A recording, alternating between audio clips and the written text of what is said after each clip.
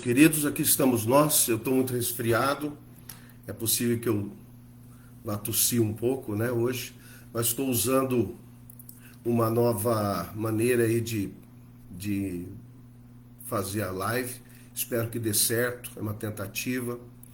O tema de hoje é a noite escura da alma. É um tema que eu já tratei aqui e nós vamos basear essa palavra em Gênesis capítulo 16, que é a experiência de Agar, um momento difícil que ela enfrentou, estando sendo perseguida pela sua patroa, né?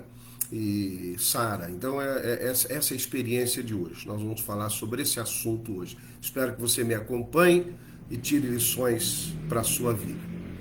Vamos começar apenas com um cântico da doxologia.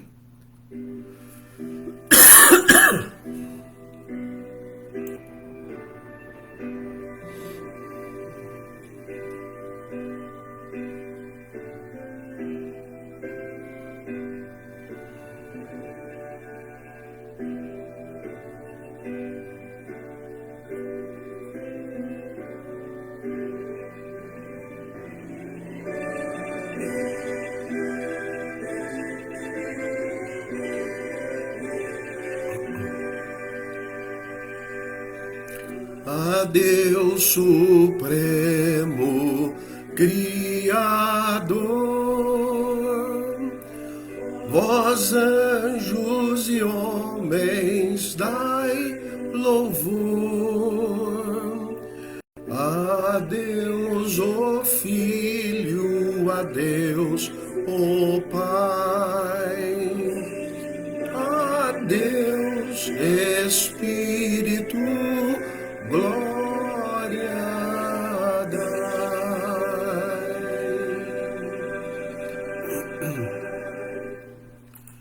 Vamos orar pelos que sofrem. Hoje é um dia importante, onde nós lembramos daqueles que passaram por nossas vidas, que hoje se encontram falecidos, e nós lembramos dessa experiência, né? dessa vivência, tantas coisas aprendidas, tantas coisas que nós carregamos em na nossa cultura, na nossa maneira de ver a vida, pelos nossos pais, nossos avós, pessoas que estavam tão próximas a nós, e hoje, às vezes, vamos ao cemitério e vamos ali lembrar os mortos, aqueles que passaram pela nossa vida.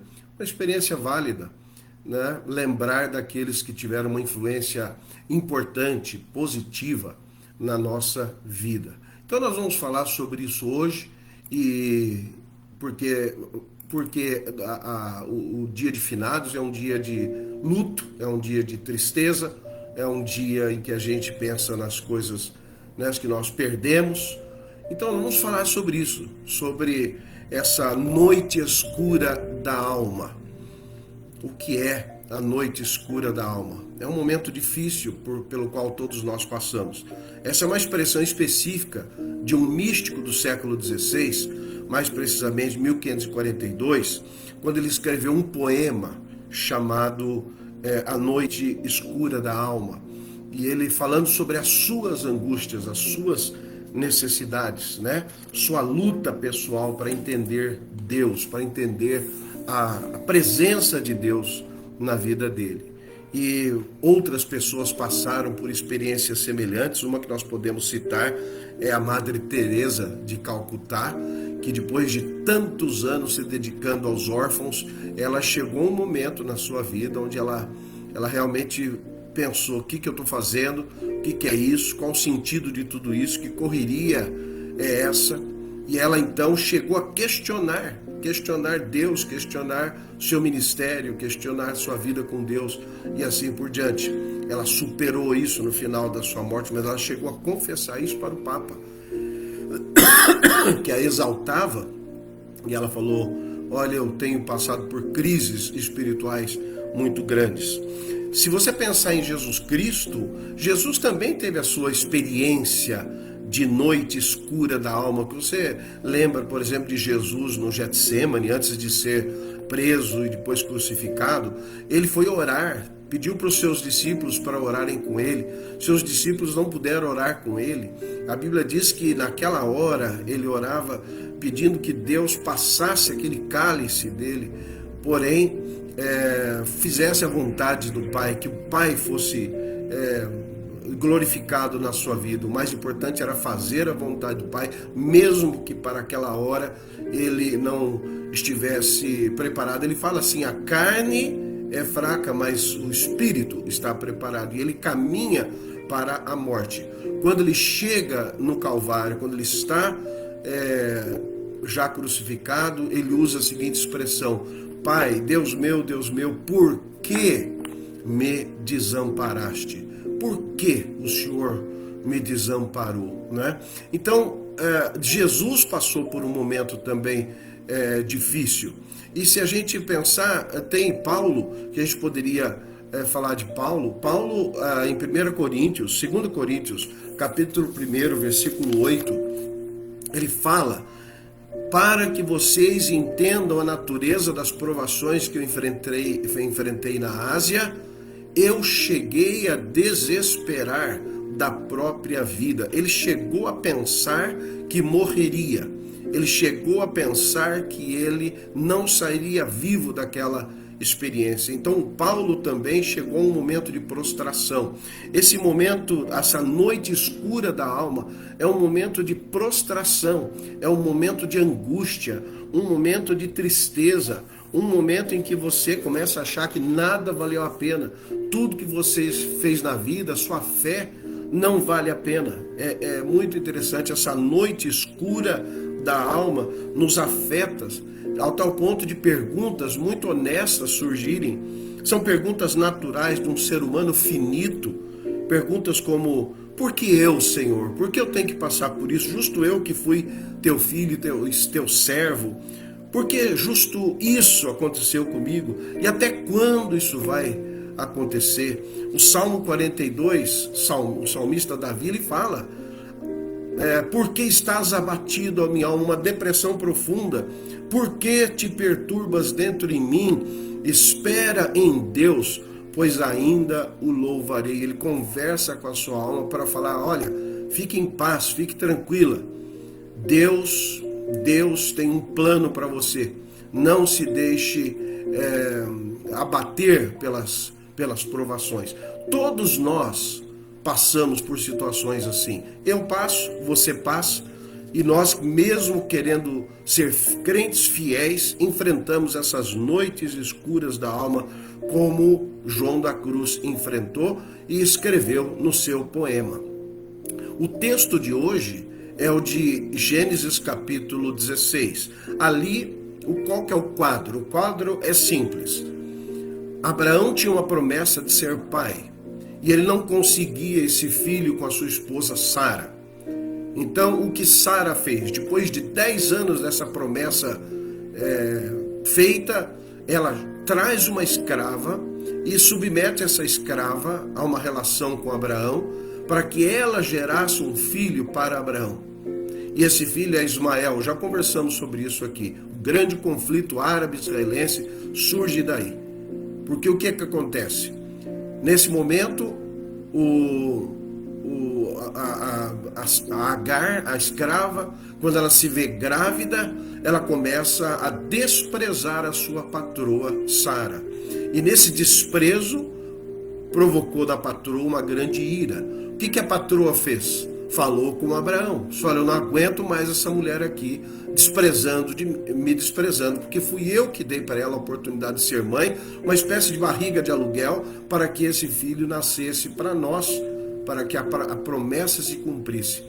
Abraão, entendendo a tristeza de Sara, ele disse: olha, faça com ela o que você quiser. E a Bíblia diz que Sara passou a judiar de Agar, ao ponto de Agar fugir da casa, desesperada, magoada, e ela vai para o deserto. Quando ela chega no deserto, um anjo aparece para ela e diz: olha, volta para casa, submeta-se à sua patroa, volte para casa. E o anjo deu uma promessa para Agar, disse: olha, eu vou multiplicar a descendência do seu filho, ele vai ser como as areias do mar.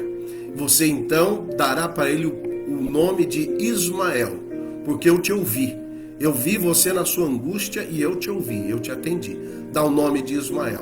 O que acontece? Ela volta para casa, se submete e depois então Sara tem o seu filho, que é Isaac, e as crianças crescem por um bom tempo juntas, ao ponto de depois Sara falou, não dá.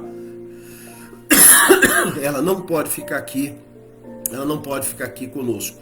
Manda essa moça embora e acontece realmente de Agar ser mandada embora. Aparece um outro anjo, ela é suprida com água e mantimento, ela sobrevive. A Bíblia fala que a descendência de Ismael foi morar no deserto, na Arábia, cresceu ali, são os árabes, né, que ali se multiplicaram e hoje tomam parte de toda a Palestina.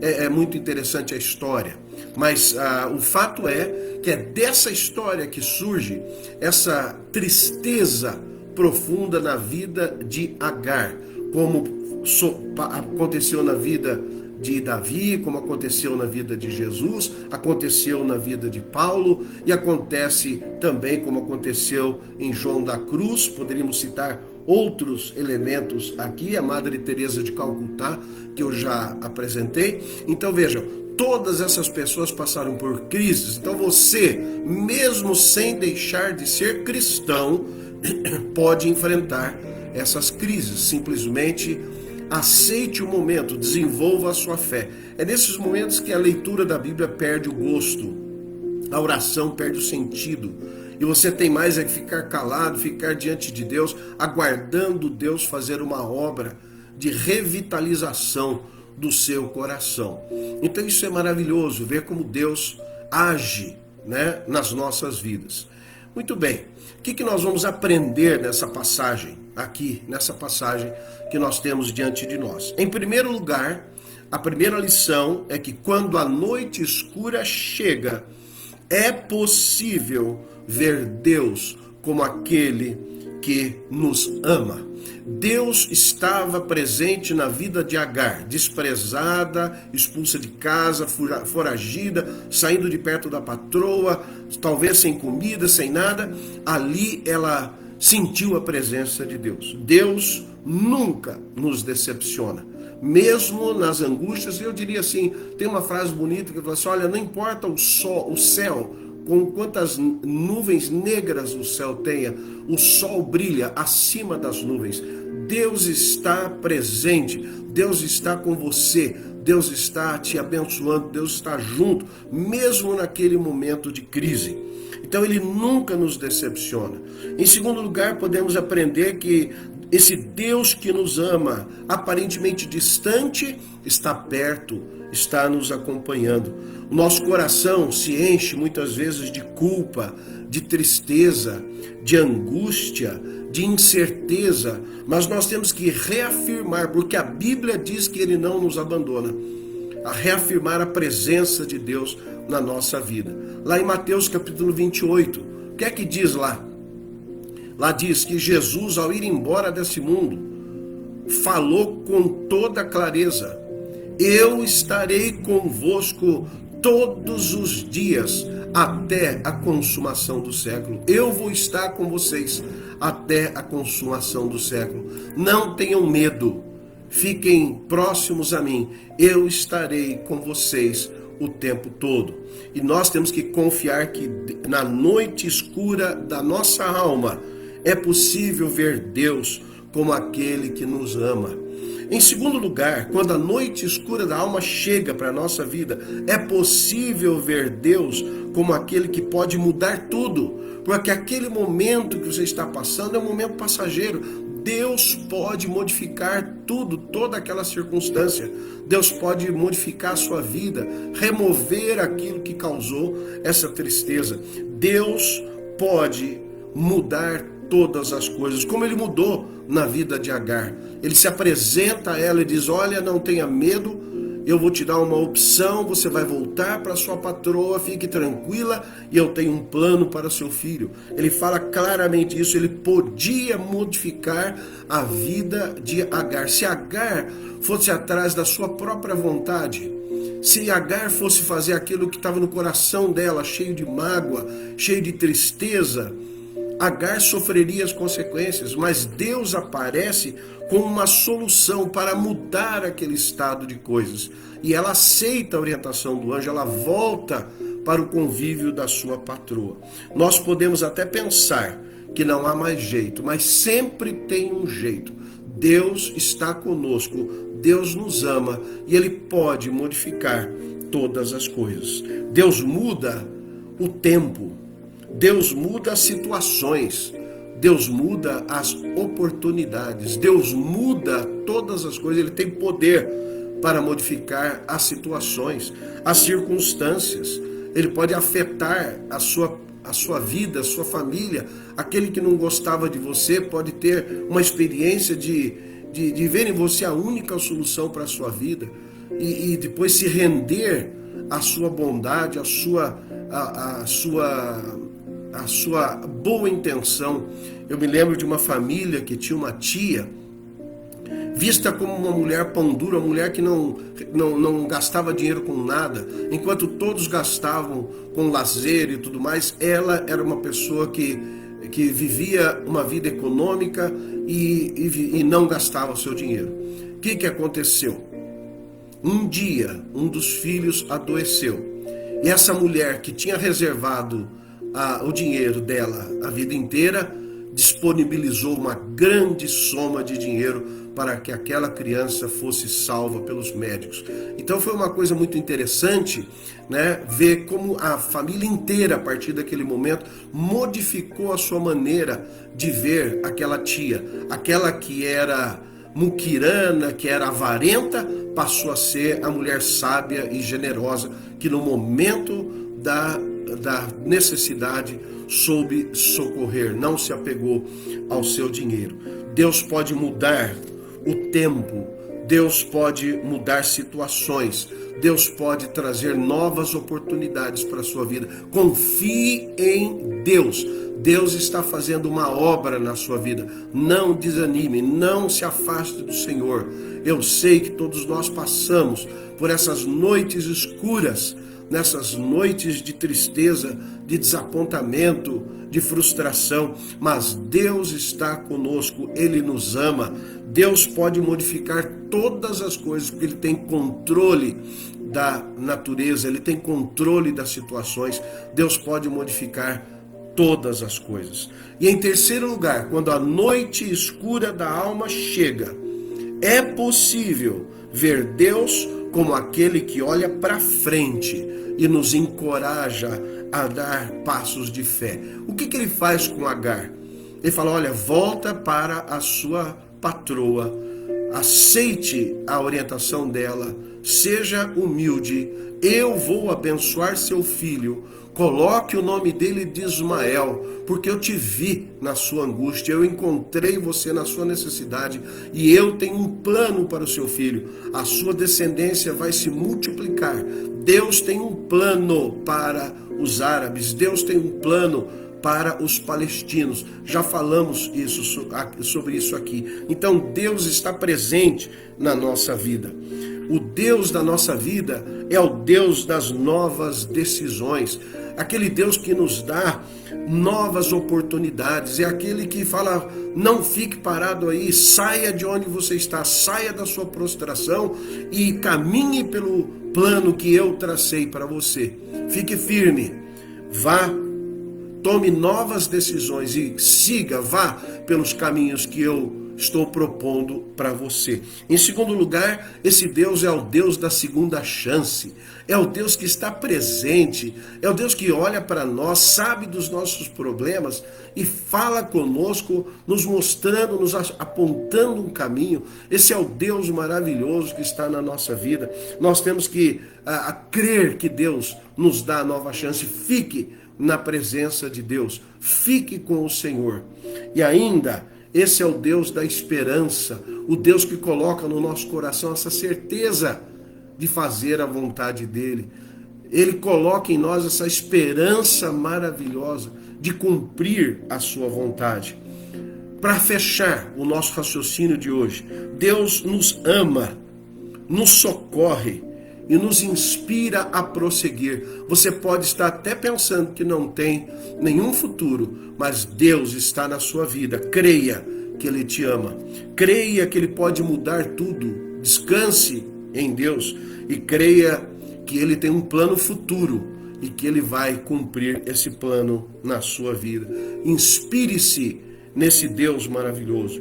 O importante não é parar e perseguir. O importante é não parar e perseguir o propósito de Deus na nossa vida. Não pare. Continue. Estou cansado. Continue cansado. Não sinto vontade de orar. Ore assim mesmo. Não tenho vontade de ler a Bíblia. Leia a Bíblia assim mesmo. Não estou com vontade de ir à igreja. Vá à igreja assim mesmo.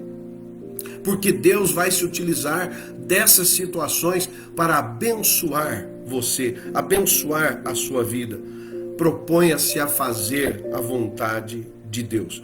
Como é que você deveria reagir diante das lutas que você está enfrentando? Nesses finados, estou vendo aqui a Ana Lúcia, ela deve estar pensando no filho dela. Temos pessoas na nossa igreja que perderam filhos também, 2 pessoas. Pessoas que partiram deixando um grande vazio na vida de suas mães. Como enfrentar esse vazio? Como enfrentar essa frustração? Como enfrentar essa tristeza? Reagindo da maneira correta. Fale para si mesmo, fale para a sua alma. Espera em Deus, pois ainda o louvarei. Vamos entender o plano de Deus ainda. Deus está presente, Deus está fazendo a sua obra, Deus está nos abençoando. Não se deixe iludir pelas coisas do inimigo, pelas coisas que ele assopra no seu ouvido. Não se deixe iludir. Deus vê você. Deus conhece a sua dor. E Deus estará contigo, está contigo hoje e estará sempre, como Jesus prometeu. Amém? Essa é a palavra para você hoje. Nesse finados, talvez você esteja lembrando dessa perda. Minha esposa comprou um vaso e levou no túmulo do seu irmão. Não é fácil perder um irmão tão jovem, tão promissor, uma família grande, uma pessoa maravilhosa. De repente Deus leva. Isso sim traz uma tristeza muito grande, mas esperamos em Deus. Estamos com o nosso coração fixados em Deus, esperando que Ele faça e cumpra a sua vontade na nossa vida. Amém? Deus abençoe a todos vocês. Nós vamos agora cantar uma música, ouvir uma música conhecida. Vamos cantar essa música para lembrar de uma verdade. A verdade de que Deus nos ama e conhece a nossa tristeza. Vamos lá.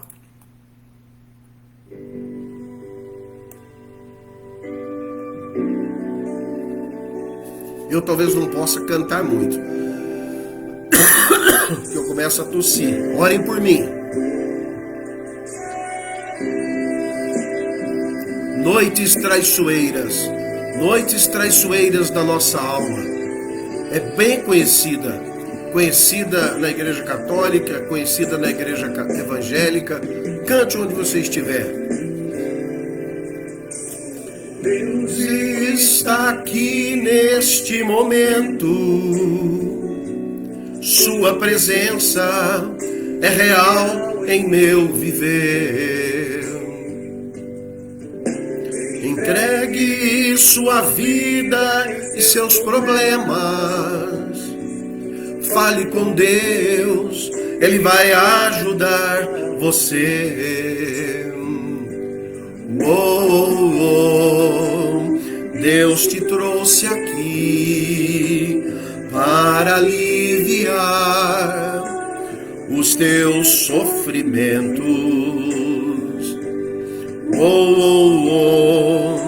É Ele o autor da fé, do princípio ao fim, e todos seus tormentos. E ainda se vier,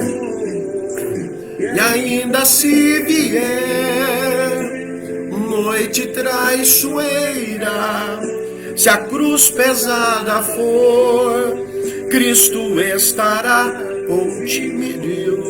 O mundo pode até fazer você chorar. Sorrir.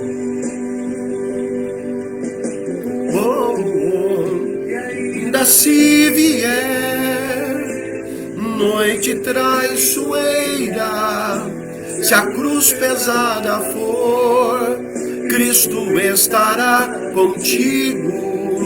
O mundo pode até fazer você chorar, mas Deus te quer sorrindo. Olha que lindo. Seja qual for o seu problema, fale com Deus, Ele vai ajudar você. Após a dor, vem a alegria, pois Deus é amor e não te deixará sofrer. Deus te trouxe aqui para aliviar os teus sofrimentos. É Ele o autor da fé, do princípio ao fim de todos os seus tormentos. E ainda que venham noites traiçoeiras, se vier noite traiçoeira, se a cruz pesada for, Cristo estará contigo. O mundo pode até fazer você chorar, mas Deus te quer sorrindo. E ainda se vier noite traiçoeira, se a cruz pesada for, Cristo estará contigo. O mundo pode até fazer você chorar, mas Deus te quer sorrindo. Deus te quer sorrindo. Deus não te quer abatido, vivendo uma noite escura da alma. Deus ama você. Deus pode mudar tudo. E Deus quer que você olhe para frente, porque Ele tem um plano para a sua vida. Amém? Confie em Deus. Confie no Senhor Jesus. Entregue sua vida ao Senhor Jesus. Confia nele. E o mais, Ele fará. Confie sua vida a Jesus. Ele te quer sorrindo.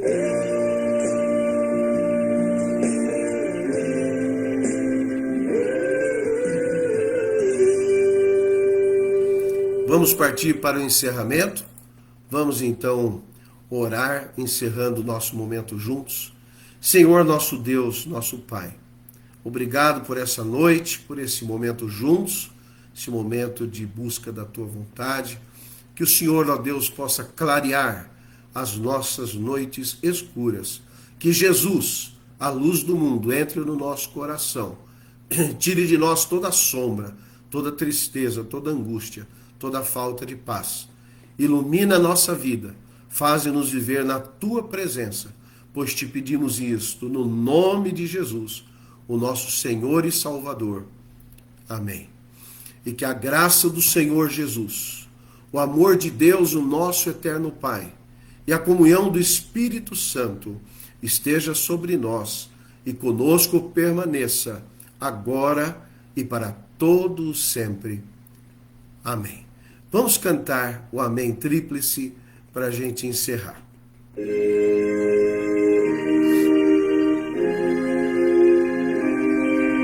Boa noite, Cleusa.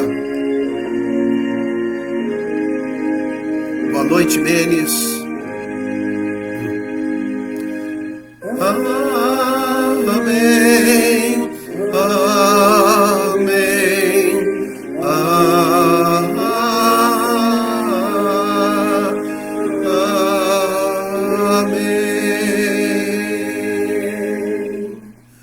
Forte abraço a todos vocês.